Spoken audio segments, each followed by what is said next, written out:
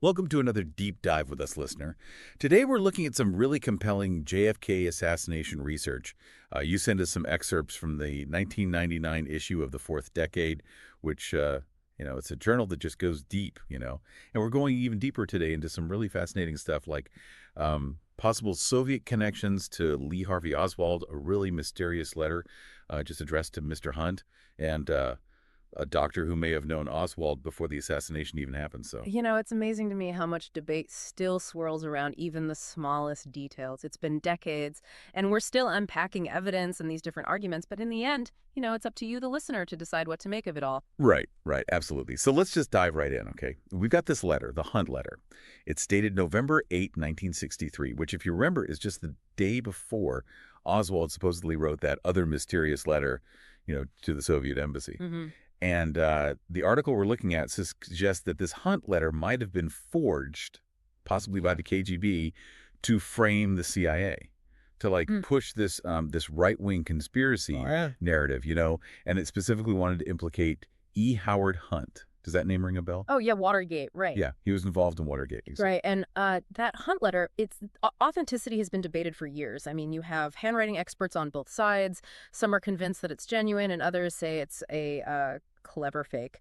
Then there's the whole Mitrokhin thing, too. He was a KGB archivist who defected to the West, and he claims that the KGB planted that letter to divert any suspicion from themselves. So a potential KGB disinformation campaign. Wait, hold on a second. Because I remember the article mentioning some doubts about Mitrokhin too, right? Like, how reliable is this guy? And do we even have solid proof? That's a great question. The article does raise some valid points about that. I mean, Mitrokhin's evidence, at least for this claim, is pretty thin, and we don't have complete access to his files. It also talks about the publisher of a book that blamed the CIA and questions whether that publisher might have even been a KGB asset, like spreading disinformation. It's all very, very twisty-turny. Yeah, exactly. It's like everyone's questioning everyone else's motives here. Yeah. If we even just entertain the idea that the Hunt letter is forged, it makes you think, who else could have been trying to shape the narrative? $1 million question, right. Yeah. And speaking of manipulation, that journal article also digs into a recently declassified KGB document. It suggests that even the Soviets themselves were a little suspicious about that November 9th letter, the one Oswald supposedly sent to the embassy. Yeah, this is where I got really hooked. So the Soviets actually doubted the authenticity of that letter, right? Mm-hmm. Like they thought it was fake. And they based that on the tone of the letter and the fact that it was typed and not handwritten, which was different from other correspondence from Oswald. Right, exactly. And the article digs even deeper and points out other things that are odd. Like, there's a really strange mention of Oswald's daughter's name, and even the timing of when the letter was supposedly mailed seems a little off. So if the KGB didn't forge the Hunt letter, and they thought the one they got was fake, I mean, what does that tell us? Like, could someone else have been trying to frame both Oswald and the Soviets?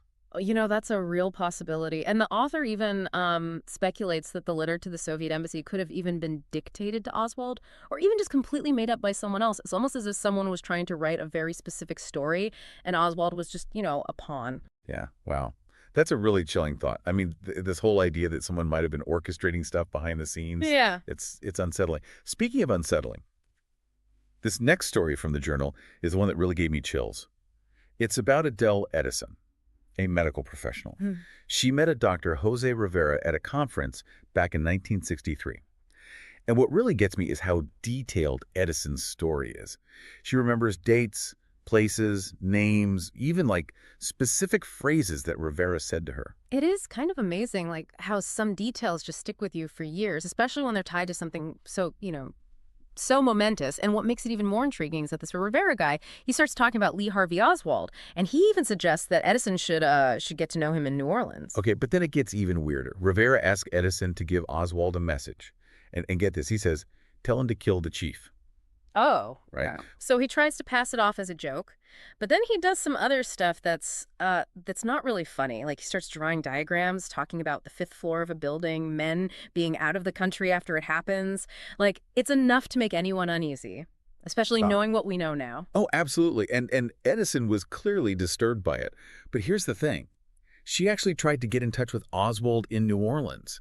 She even called his apartment. And get this was before Oswald even knew he was moving there. How is that even possible? Well, the timeline here is really important.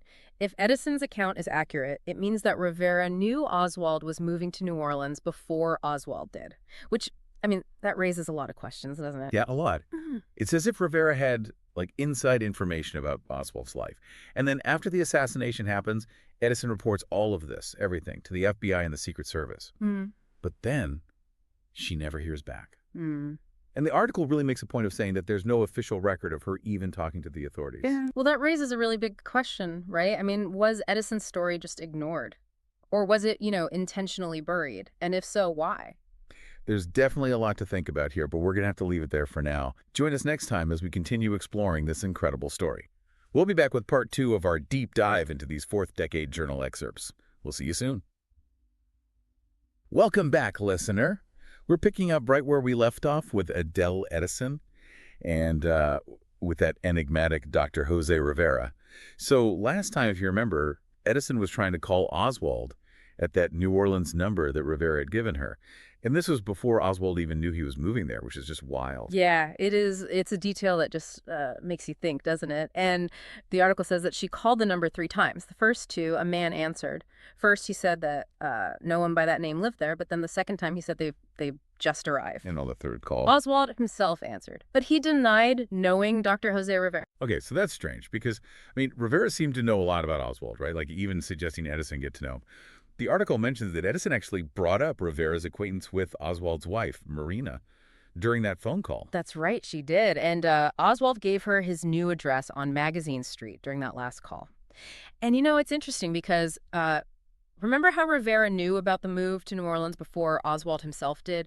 Well, the article points out that it was only after Rivera gave Edison that phone number that Oswald's wife, Marina, told Ruth Paine that they were moving to New Orleans. And apparently it was a pretty sudden decision, too, like right after that incident with General Walker. Hold on. Are you saying that Rivera knew about the move before Oswald even told his own wife? Mm-hmm. That's more than a little suspicious. So what happened next? Did Oswald actually go to that address that Rivera had given? He did. The article talks about how Ruth Paine drove from Irving to the Oswald's apartment in Dallas, and they were packing. They needed a ride to the bus station, and Paine was surprised, They decided to move very suddenly. It was actually Paine who convinced Marina to stay with her in Irving, while Oswald went to New Orleans alone to, find work and an apartment. So Oswald gets to New Orleans, and where does he end up? He stays with his Aunt Lillian while he's, job hunting and trying to find a place. He applied for work at a bunch of places, including the William B. Riley Coffee Company on Magazine Street. And he actually listed 3 references. And didn't the Warren Commission say that 2 of those references, I Treat Robert Heidel and LTJ Evans, were fake? Yeah, they did. But the article makes the point that they might not have been completely made up. Apparently, Oswald knew a Heidel from the Marines who was living in New Orleans at the time. And get this, there actually was a J. Evans connected to Oswald. Wait, really? I don't remember that from the Warren report.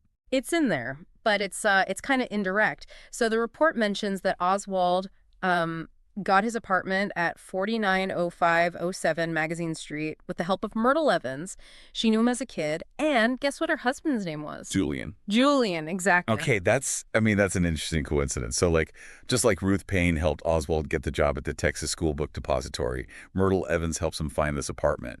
Do you think that's just, random chance? Or could something more, orchestrated be going on here? It really makes you wonder, doesn't it? The article says that Oswald went to Myrtle's building, and her husband, Julian, who also knew Oswald, recognized him right away, and they helped him find the apartment. They even took him around to look for rent signs. Wow. And what about the building itself? Anything unusual about it? So the article suggests that it might have been owned by a Mr. and Mrs. William McClaney until 1974. Then it was sold to Isabella Dawson.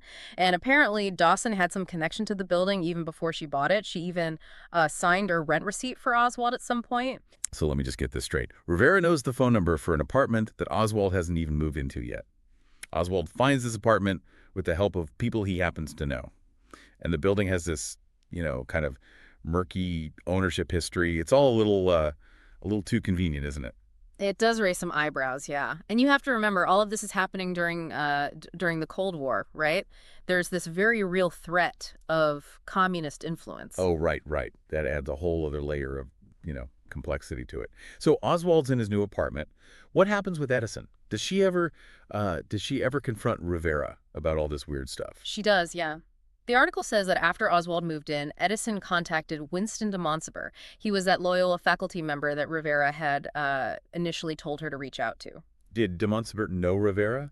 Well, he actually denied knowing him, which is interesting because it kind of contradicts what he later told researchers John Gooch and Dick Russell. They interviewed him, and he admitted to being in contact with Rivera up until Rivera died. So another discrepancy. It seems like no one wants to admit knowing this Rivera guy. What did Edison do? Well, she decided to check with the chairman of Loyola's biochemistry department, a Dr. Anthony DiMaggio. And he confirmed that he did know Rivera, but he said that Rivera had left the university under very peculiar circumstances. I'm sensing a pattern here. What else did DiMaggio say? He basically told Edison to just to stay away from him. And then get this. In August of 63, Edison gets an envelope in the mail, no return address. Inside is the drawing Rivera made for her back in April, the one with the fifth floor. Well, that's like straight out of some spy movie. Wait, didn't Edison see Oswald on TV around this time? She did, yeah. That same month, she saw him on TV handing out those Fair Play for Cuba leaflets. She even thought the announcer called him Leon Oswald, and she was kind of struck by how similar the names were. Now, for those listening who might not know, what were these Fair Play for Cuba leaflets all about? Right, so Fair Play for Cuba was this pro-Castro organization, and Oswald had gotten involved with it. He was very publicly advocating for the Cuban government, Yeah. and handing out these leaflets in support of their cause. It was definitely controversial at the time. I mean, especially with all the, political tensions surrounding Cuba and the U.S. government being very opposed to Castro's regime. Yeah, totally. I mean, the Cold War was, in full swing, and anything even remotely connected to communist Cuba would have been a red flag, especially for someone like Oswald, who, had defected to the Soviet Union and then come back to the U.S. So what happens next? Well, November 22nd, 1963 happens. And we know it happens. President Kennedy gets assassinated in Dallas. Edison is obviously shaken by the event. And she starts to realize, how serious what she might know really is. So she decides to contact the authorities. This is when she reaches out to the Secret Service in New Orleans. Right. Right. She talks to Special Agent John Rice, who, as far as we can tell, was the special agent in charge at the time.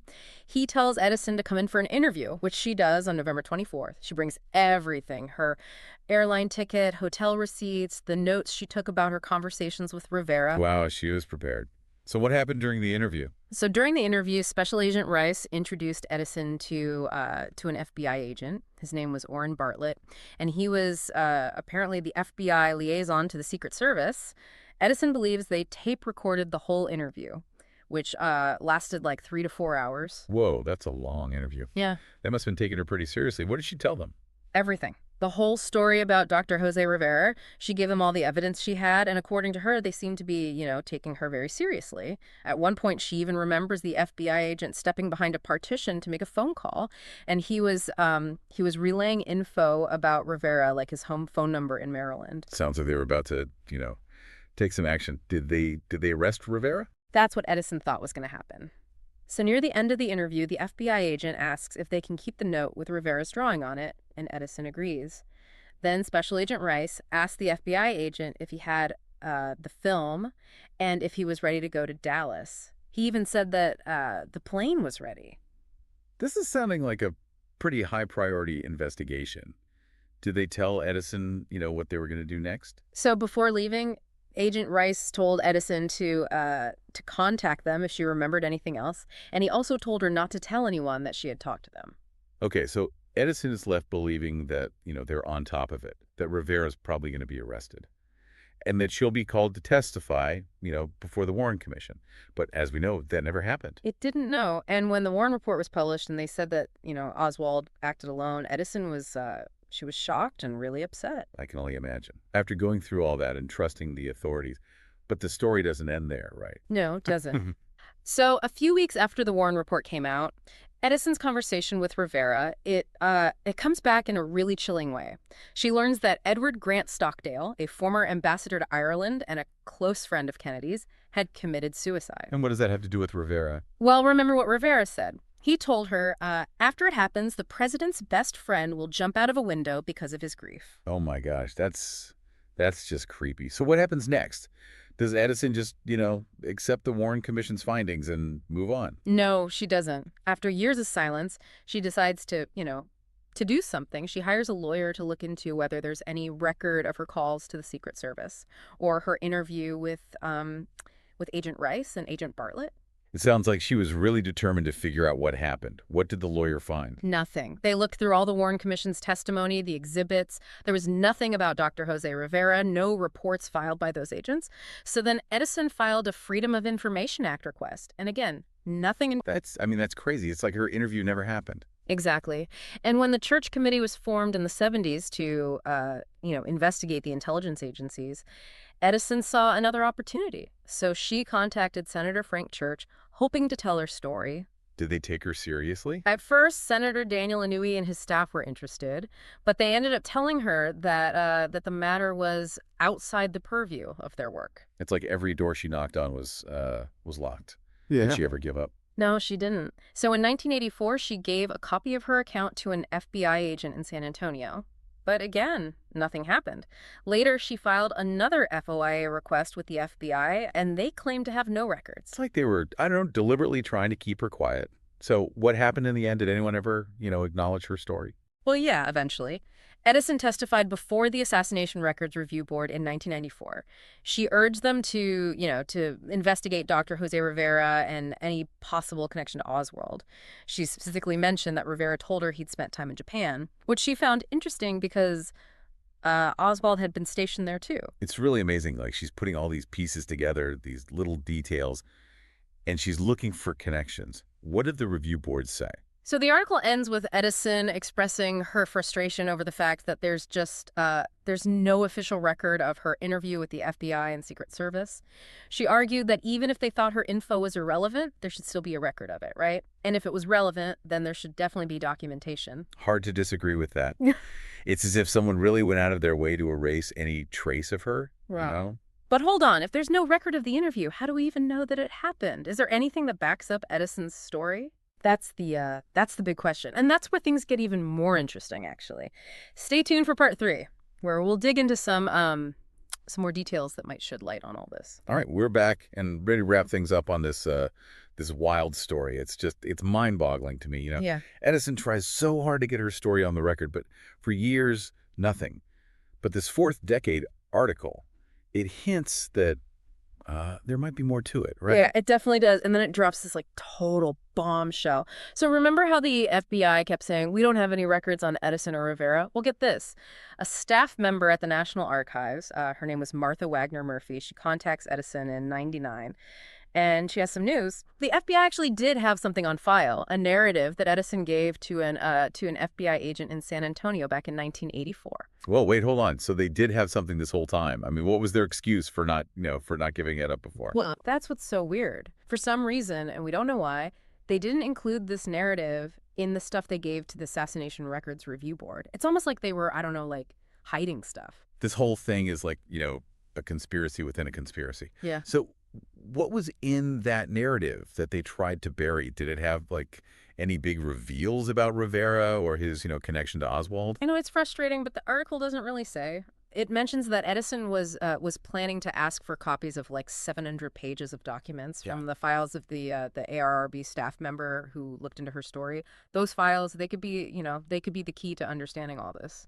It's amazing to me, how much Edison had to fight just to try to get to the truth.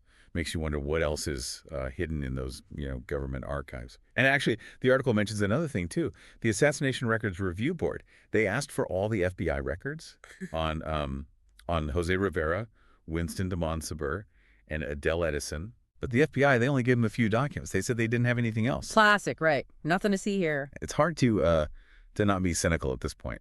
The article goes even further. It actually tells us a bit about Dr. Jose Rivera himself. It includes an excerpt from his obituary, It was published in some Maryland newspapers back in 1989. Yeah, so the obituary gives his full name as Dr. Jose Albert Rivera, and it says he died of pancreatic cancer at the age of 78. It really paints a picture of a pretty normal life. He had this long career as an army pathologist and then as a research analyst at the National Institutes of Health. But didn't DiMaggio say that he left Loyola under like peculiar circumstances? The obituary doesn't mention that at all, does it? Nope, not a word. It just No. says he retired from the Army in 65 and kept working at the NIH until 73. It even mentions his involvement in all these civic organizations and charities. Doesn't sound like the, kind of unsettling guy that Edison describes, the one talking about assassination plots and, drawing diagrams. It's like we're talking about two completely different people. How do we square that? Was he just some, regular doctor who got mixed up in this weird situation, or is there like a dark side to him that the obituary just doesn't mention? It's the question that just, keeps coming back. And then the article shifts a little bit. It goes into these research notes that give some more background on, on some of the people involved. Are these like the author's own research notes, or are they from, somewhere else? It's not totally clear, but it seems like they've put together info from different places. The notes really dig into the backgrounds of people like Special Agent Orrin Bartlett, the FBI agent who interviewed Edison, and John Rice, the special agent in charge of the Secret Service in New Orleans. Okay, so it sounds like the author's trying to, to get a more complete picture. Like, by figuring out more about these guys, do the notes say anything, important about those agents? Like, anything that could explain why Edison's story was, just ignored? Well, that's the frustrating part. The notes give us, some more details, but no real answers. They kind of hint at connections, but it's like we're still missing pieces. Like having a puzzle, but no picture on the box. Yeah, that's a perfect way to describe this whole thing. Like, we have all these, these clues, but the big picture, it's still a mystery. And that's what makes it so, so fascinating, even after all these years. It's a mystery that we just, we want to solve. And even if we never know the whole truth about what happened, it's important to keep asking questions, right? To keep digging into the evidence and to challenge the official story when things just don't add up. That's so true. We can't just, blindly accept what we're told. We have to think for ourselves, weigh the evidence, and come to our own conclusions. Absolutely. And that's why these deep dives are so important. They give you the tools and the info you need to form your own opinions. It's about, empowering you, the listener, to really understand these mysteries. And with the JFK assassination, it feels like there are just, so many layers to peel back, so many questions. Yeah, it's a puzzle that we might never solve completely. But the search for the truth, that's always worth it. Absolutely. And remember, listener, this is just one small piece. There are tons of books, articles, documentaries, you name it. Right. So if you're hooked on this story, I really encourage you to, do your own digging. Yeah, see what you find. We've only scratched the surface here, but there's a whole world of information out there. So go explore it. Until next time, listener.